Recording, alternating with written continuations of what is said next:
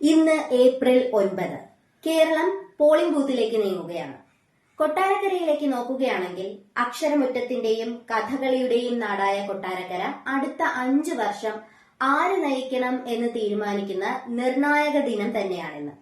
ഇത്തവണ പോരാട്ടം കടുപ്പമാണ്. ദീർഘകാലം മണ്ഡലത്തെ പ്രതിനിധീകരിച്ച മുൻ MLA ഐഷ പോറ്റി ഇത്തവണ UDF പതാകയേന്തി അങ്കത്തട്ടിലുണ്ട്.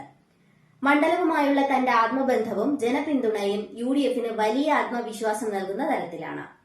മന്ത്രി എന്ന നിലയിലുള്ള വികസന നേട്ടങ്ങളും സിറ്റിംഗ് MLA എന്ന കരുത്തുമായി LDFന്റെ KN ബാലഗോപാൽ വീണ്ടും ജനവിധി തേടുന്നു. ശക്തമായ സംഘടനാ സംവിധാനവുമായി BJP സ്ഥാനാർത്ഥി R രശ്മിയും മണ്ഡലത്തിൽ സജീവമാണ്. കൊട്ടാരക്കരയുടെ വികസനത്തിനായും കർഷകരുടെയും സാധാരണക്കാരുടെയും ശബ്ദം നിയമസഭയിൽ മുഴങ്ങാനും നാടിന്റെ പശ്ചാത്തല സൌകര്യങ്ങളും വിദ്യാഭ്യാസ ആരോഗ്യ മേഖലകളും മെച്ചപ്പെടാനും വേണ്ടിയാകട്ടെ വോട്ടുകൾ. ഓർക്കുക, നമ്മുടെ ഓരോ വോട്ടും വിലപ്പെട്ടതാണ്. ജനാധിപത്യം നൽകുന്ന ഏറ്റവും വലിയ അവകാശം വിനിയോഗിക്കാൻ മറക്കരുത്.